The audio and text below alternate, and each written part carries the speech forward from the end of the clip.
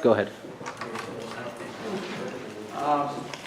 Gary Ross has been a member of this society since ancient times, and he was the president of the Warren Astronomical Society up until a few years ago, or 2 years. He's sort of known to have a somewhat flamboyant personality, and he says that his education is vast, varied, and mostly regretted. Tonight, he will be speaking, giving us a short presentation entitled A Savage Journey to the Promised Land. There.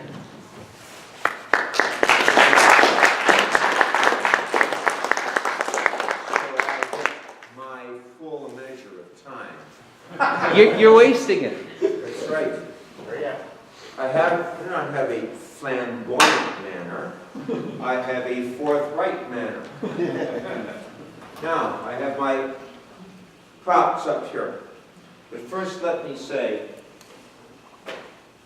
that as I would show the Holy Scriptures or the Quran to naked savages, I show this to you. The Royal Astronomical Society of Canada's Observer's Handbook. I remember a few years ago at Mecca saying to the audience and looking straight down at Herr Gathan, I don't need no stinking computer. When you have this, you have all knowledge. This is why I'm so smart. I sleep with it under my pillow like Charlemagne, right? What is not in this book is nowhere. You will know, this is the 2010 edition. This was great inspiration for me, the 2010 edition. Well, what does it say about fractal patterns? It has nothing about fractal patterns, because the writers of this book view fractal patterns as inconsequential, heretical, and BS. This is for observers. People are interested in astronomy. People who want to know the heavens. Look upon this book and tremble. In the 2010 edition, Michel Duval of the Centre Francophone de Montreal began a new article. It is now continuing in subsequent years about colored double stars. It was a short list encompassing only one page, broken down by season of the year. Some of the more interesting, spectacular, intriguing colored double stars that were accessible to the small instrument. Now, I remember saying at one, I don't know, I think it was at Stargate, or was it at Astronomy Day here at Cranbrook, that when one looks through small instruments, one sees the truth. When one looks through huge instruments laden with a lot of computer stuff, one sees lies. This article by Monsieur Duval is for those who are interested in the truth. These are the two telescopes I employed in this project. This 5-centimeter Eclipse Special, made for the 1973 eclipse off Mauritania, mounted on what was once a fine Star D tripod. That was before I backed over it with my car. It is still serviceable. And this is a furnace motor mount, lashed down with coat hanger wire. When one looks through this, one sees the ultimate truth. This is from the James C. Bean Observatory. On loan, they didn't know it was gone until I told them. Right? This is a 9-centimeter F12 Bosch and Long. Now, this is a good camera tripod. It can be extended. This is Bosch and Long. This is pretty high cotton here. This is good optical training. This mount should be hammered into oblivion. I cannot imagine why Bosch and Long lent their good name to this telescope with this horrible mount.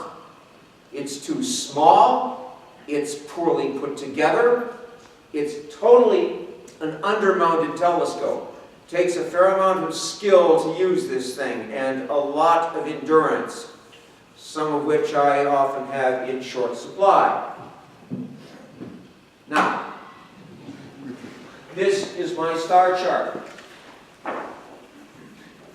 Not Starry Night probe, not guide.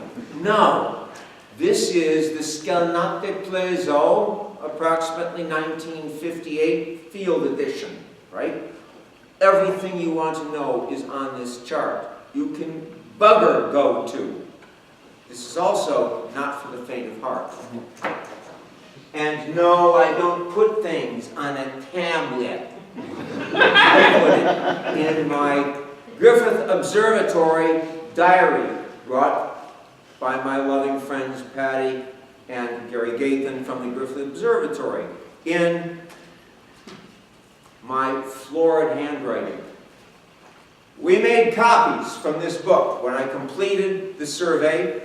This is the 2010 survey that Duval published in the RASC handbook. And my old astronomy friend, Raymond A., a.k.a. Raimundo Rea, and I made the arduous trip to Toronto. We made photocopies. I provided an envelope minus Canadian postage. We wanted my sterling work presented to Monsieur Duval. I didn't have an address for him.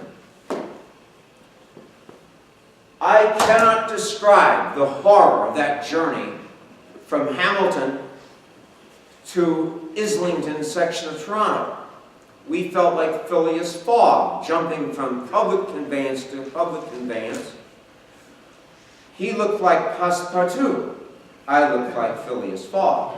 If you could ever see Ray in his bum mode, you'd understand why. In fact, I was rather ashamed to be seen with him. I might be mistaken for someone who's taking his someone out of rehab, right? That's how we showed up at the RASC headquarters, one of the world's centers of astronomical research and dissemination of information. We walked in, expecting pizzazz. Half the staff didn't even look up. A tall, bottle blonde in tight blue jeans, female I might add, asked us, "Why did you come here?"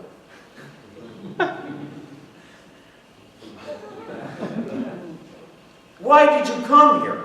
For Christ's sake, I came from Michigan, Raimundo came from Hamilton, and I said to her, if we had come to the Vatican, we would not be asked that question. This went right by her pretty right ear. It was obvious that we were of absolutely no interest to the staff of the Royal Astronomical Society of Canada. Waving the photocopies, I even brought this to show. My auto da fe, right? This is serious business to me.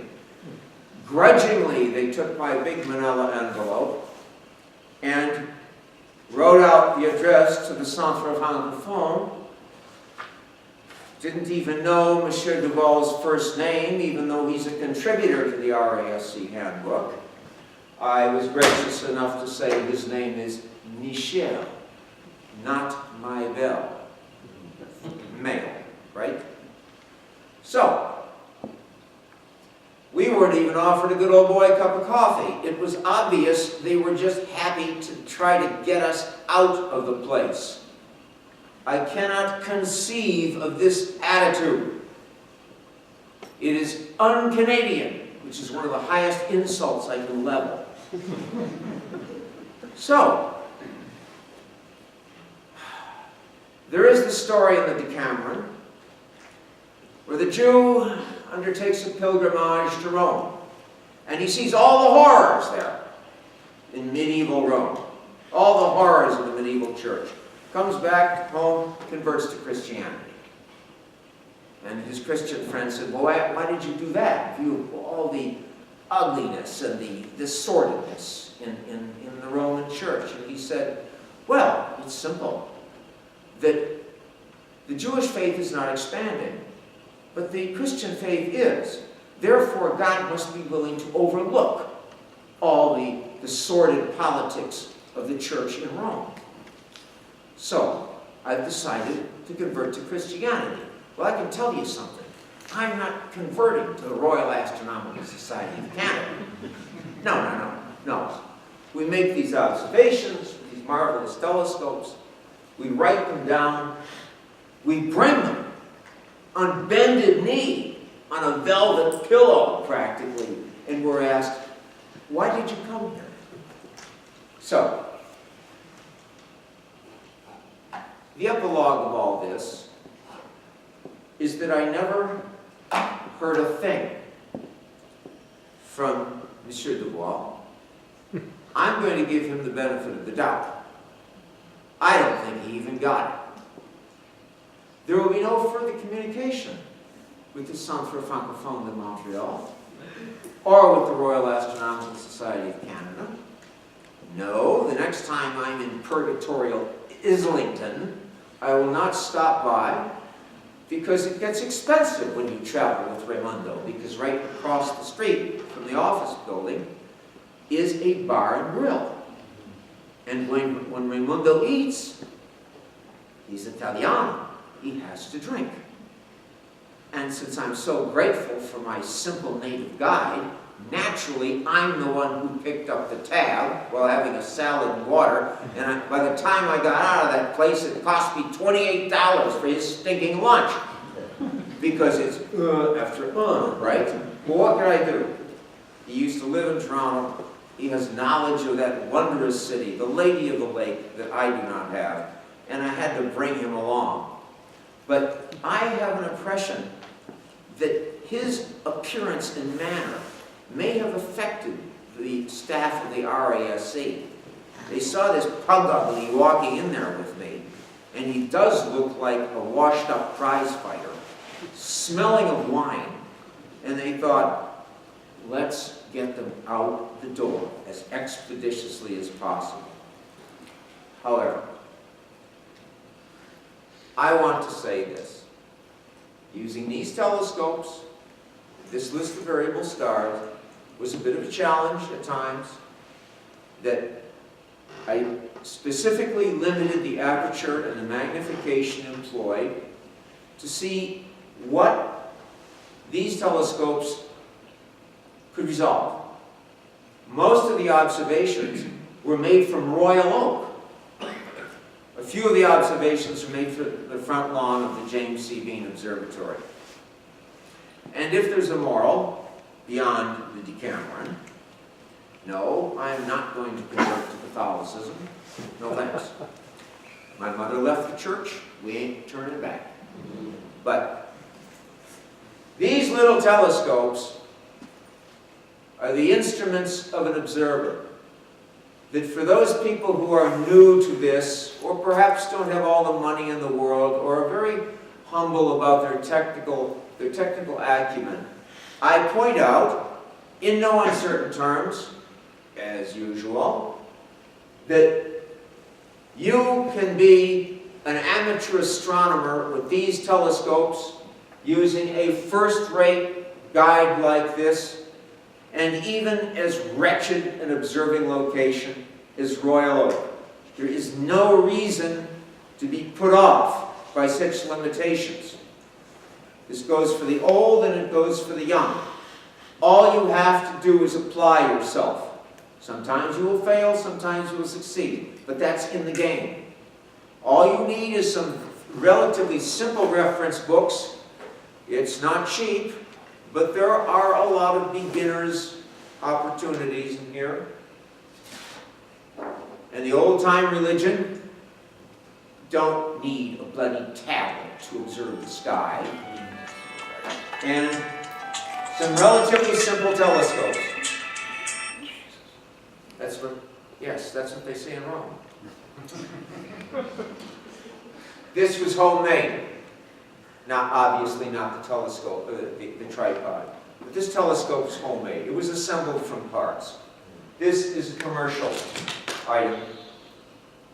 But by today's standards, relatively humble, if we can ignore this dreadful mount, which Bosch & Long has chosen to mount its wonderful telescope upon. So, from the alpha to the omega, while you're looking at all these things, this is the opposite end of the astronomy spectrum. This was done over 5 nights in Chile by my old friend Mark John Christensen, who, by the way, helped me make this telescope in his basement in 1973. So, you may choose to start with this and wind up with a picture like that, or you may just choose in your career as an astronomer to forget the fancy stuff, because as Mark John would say, the old ways are the best.